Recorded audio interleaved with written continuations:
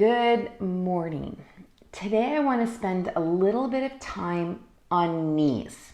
A lot of people have been asking me about knees, and I just want to spend a little time here. And that is, if you look between your hip and your foot, and you see the knee, the top of the knee is the bottom of the femur, which connects to the hip. And the bottom of the knee is the top of the tibia, which connects down to the ankle. So when you look at this from a skeletal standpoint, we've got one little guy here called the patella or the kneecap, which is specific to the knee itself. Otherwise, we have these other two pieces that make up these other structural pieces. So what is the knee really from a skeletal standpoint? And then we can start to look at a little bit further in the muscle side of things and the tissue side of things, and it becomes even more interesting. I'm not going to get into all those specific details, but the idea is that there's a tremendous amount of tissue that crosses the hip that also crosses the knee, right? And there's some that crosses the knee that is related to the foot and the ankle. And the foot placement on the floor has a direct impact on what goes on with the knee. So the knee is impacted by these places here and here. Never mind how we hold our upper body. So when we're looking at supporting our knee, we need to look elsewhere a lot in order to improve the overall functioning. So 4 movements today that are really more about assessment, because I can't see you and I don't know what's going on in your knee. But I do want to give you some ideas of how you can explore it. And then lots of these videos that I've shot since March the 15th can help you with improving the mechanics. But we're going to play around with how and what you can look at with your knee so that you can just provide yourself a little bit more insight, a little bit more clarity of what is and is not going on. Okay? So you're going to need a strap, a block, and let's start with a chair. So if we're here, something I want to initially play with, which can sometimes be interesting, is if you take the ankle up onto the knee, right? The movement is let me bring over stand again. The movement is your ankle, let me try that again, is the hip coming up into the socket and then the knee coming up like this. So there's a lot of movement here. Now, a lot of people, as they start to get more limited, will do something like this, right? So if I move the chair this way, they'll do something like this, right? Or some version through their upper body or their pelvis to get that ankle up onto the knee, right? So here's what I want to play with. Say you've got this strap, and you don't need a strap this long. A 4-foot strap is just fine. Or if you've got a tie, but that makes it a little bit tricky. If you've got something you can buckle, it's a bit better. And I want you to take a loop like this, around like this. And you're going to bend your knee, and you're going to place that loop around the knee, just like that. Okay? For those of you who are yoga teachers and healthcare professionals who are working with people with knee, this is a very powerful exercise for demonstration. Okay, now I've got a bit of a loop in mind. Here we go. So here we go. So this, you'll see the strap, and it's coming down the side like this. Then you take the strap and you bring it around the bottom of your foot. Okay? Now what I want you to do is with the strap, just move your leg bone into rotation. So you'll see how the knee is fixed because of this strap around it. So now you get to see what the range of motion really is.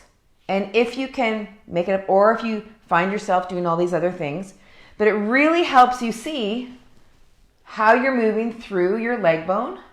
You can even do this in standing. Now, watch me fall down on this. That would be awesome, hey? Well, not, but you know what I mean. Okay, so let me scooch back here. So here, let's pretend we're coming into tree, right? And I'm here, ankle to knee, or onto tree, right? You could do a whole series of having people really see how that leg bone moves in the hip socket. You could even do the same thing for yourself. Right now, I'm not going to do this because I don't know how much balance you all have because I can't see you. But what I do want to demonstrate is the power of what goes on at your hip and the awareness of the leg bone movement in the hip socket. Okay? So if you can play with that and really get to notice, because sometimes when people will come into this, what they'll do is they'll, without really knowing it, they'll either rotate their shin bone, their tibia, or they'll do something between here and this joint in order to get themselves up. Or they'll pull their foot up like this. But they're doing that as a compensation for what's not happening up here. So when you can become really aware of what this movement actually is, then you can start to do things to support it in terms of getting better if that's available. Okay? So one of those things we're going to do that is this. We're going to come onto the floor and I'm going to just grab this as well. And we're going to come here. We're going to take this strap again. You can also do this against the wall. But make the loop a little bit bigger. And now come onto the floor and bring the strap around your foot and bring it up to the sky like this. Okay?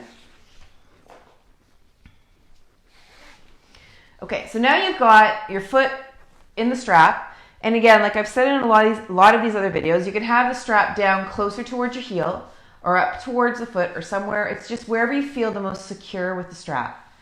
So now you're holding this and do your best just to allow your arms to be restful and start to rotate your leg bone.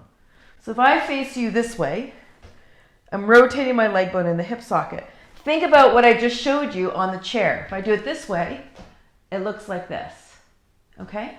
Now sometimes what can happen is instead of moving through the hip, people will move and start to lead the movement with their foot, or they'll lead the movement, surprisingly, with their knee, but they won't be actually moving through their leg bone in the hip socket.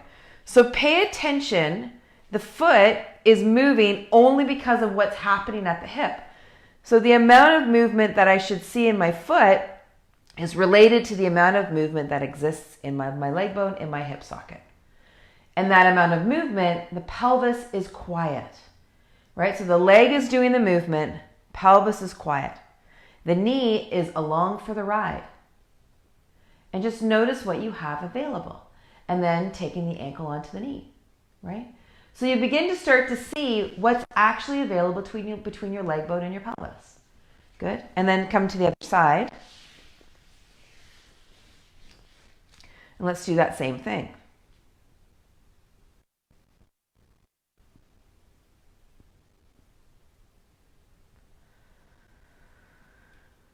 And just get a feel, because it's so easy to try and lead from the foot. And again, I want to emphasize, it's completely subconscious. It's it's not that we're saying, oh, right, I'm going to make my hip move by moving my foot. It's that our hip doesn't move. And so our mind and our body find a way to make that thing happen. Again, like I said yesterday, it's like compensation is one of the greatest human things that we've got going in our body. Like really, we find so many ways to be adaptable, so many ways to be flexible. Trouble is, it can bite us in the butt, right? It only serves us for so long, right? So we have to pay attention to when that compensation strategy no longer is helpful. Okay, good. So I want you to play with that one. Now, something I didn't think about when I was planning this little video reel is you can take a ball, right?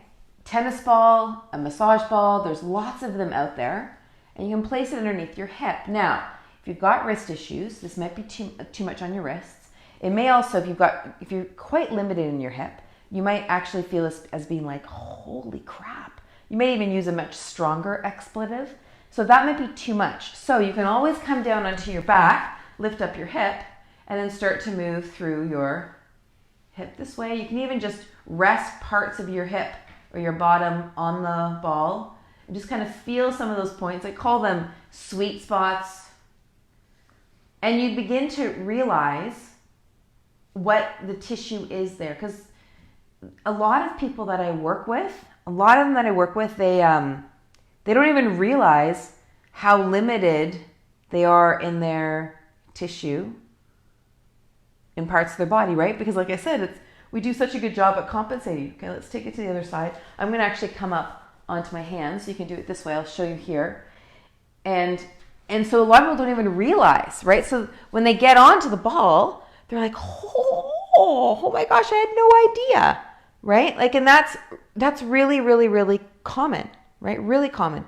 Now you could also take the ankle up onto the knee like this. When you move your leg bone up like this, you're changing the orientation of that leg bone in the hip socket, so then you can access different tissue, right? And that might be helpful. But again, remember, if you can't move your pelvis, like if you can't keep your pelvis quiet as you're doing that, then you might be over torquing at your knee. So that's why you've got to determine what's actually happening through here in like one of those assessment ones I did earlier with the strap, is to really see what's going on. And if you're finding that you need to place the ball underneath your hip this way instead, then do that, right? This is all fine. So you just find what feels right for you, right? And then you can come back to the strap and bring the foot back in. And now let's just notice what that movement is through the hip. And has it changed at all? Is there anything different now there? Yeah? And as you move that leg bone in the hip socket, what happens through your knee or your foot? Yeah? And so you start to become really curious about how these body parts work together and how they contribute or correlate to how your knee is feeling. Okay? So now we're going to take the strap again, but this time we're going to make the loop a little smaller again. We're going to come back onto our backs and bring them up and through the feet like this. And have the strap be snug. So your knees are about 2 fists width apart, but of course that depends on your body shape. So what I'm looking at here is that where my hip socket is where my legs come out. However, having said that, that might be really uncomfortable for you. So if you need to take your legs wider, like so, and start here, we can do that. Now, what's the movement going to be? The movement is you're pressing your legs into the strap, taking your legs wide. So if I face my head towards you, that's the movement. So your leg bones are moving basically they're moving into a rotation, but the strap is stopping them. So they're just pushing out wide into the strap. Now, a couple things to notice. Bring your hands to right where the crease is of your hip. So lift one foot off the ground and feel that hip crease there. And you'll notice as you lift that leg up, your hip flexors engage, and do the same thing on the other side. Okay, so now place your hands right in that area and press your legs wide.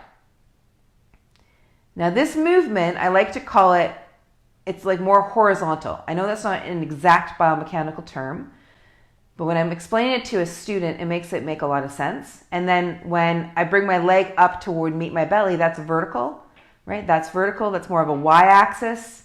And my legs going the other way, the way with the strap, is an x-axis. So my hip flexors move along the y-axis. So I don't want my y-axis muscles to be contracting when I'm doing an x-axis movement. I don't want my pelvis moving in the y-axis when my legs are moving in the x-axis. So I want to make sure that the x-axis movement is the tissue that's involved is x-axis tissue, and that my y-axis tissue can be totally easy. Okay, so if you want to play around with that, just notice those hip flexors. Notice if your pelvis wants to rock, and it's just leg bones are moving out into the strap.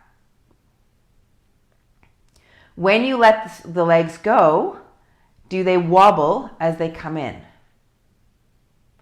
And if any of that stuff is happening, any of the above, if there's y-axis movement happening, or if there's lots of wobble, or if you're having a grip with your feet or your jaw, I now want you to think about moving only in the range where you're only moving your leg bones in the hip socket and nothing else is happening. Super, super easy. Okay, so now let's take that off.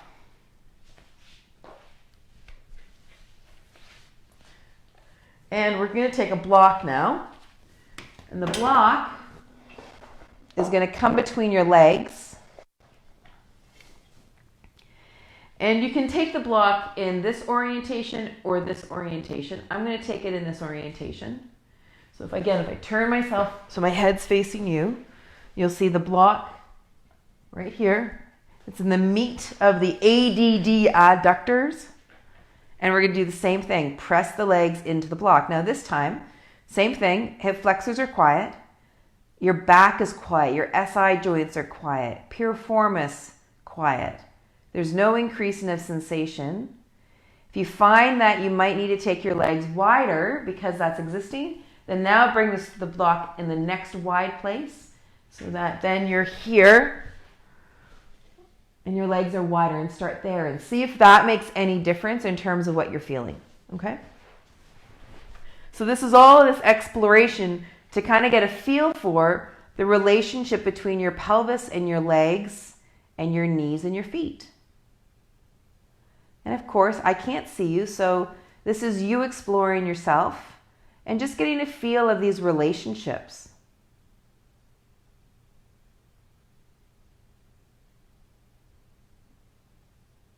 Good? Okay, so now let that go.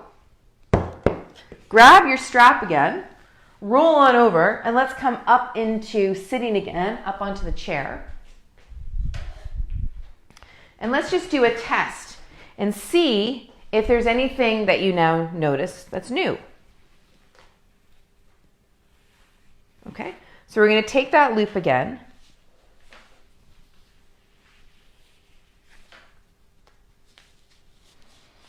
Strap's coming down here, comes around the bottom of the foot. And now notice if there's any difference in your movement of being able to bring your leg bone on your hip sock, or your leg bone on your opposite leg. Let me say that one more time. The ankle onto the opposite leg. Yeah. Notice if there's anything different. Did you change anything up between your ribs and your pelvis? Were any of those movements that we just did on the floor, did they change anything up for you? So notice from not only just a plain old movement perspective, but also from a feeling perspective.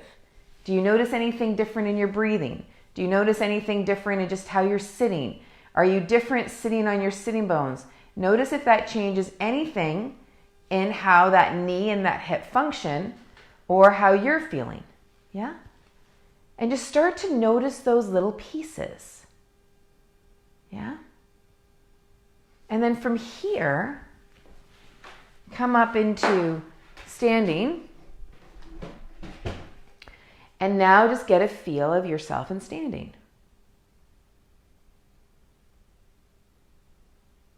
You might be able to kind of explore here, coming into a small little chair squat. Notice if there's anything different between your hip, your knee, and your foot. Yeah? And just start to notice these relationships. You might even notice that you're holding tension up in here or up further up the chain. And that might be a new awareness. So then start to correlate these pieces as they relate to the various things going on in your body.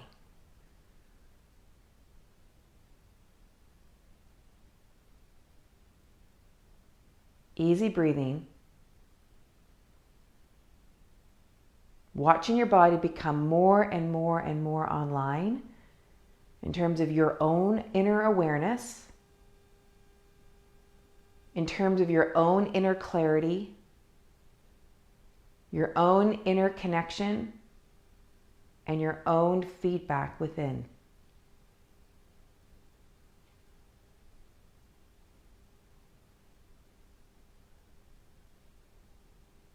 Perfect. Lovely. Okay, so now take those ideas today and just get a sense and a feel of how these parts of you are connected. And if you want my help, I'm here.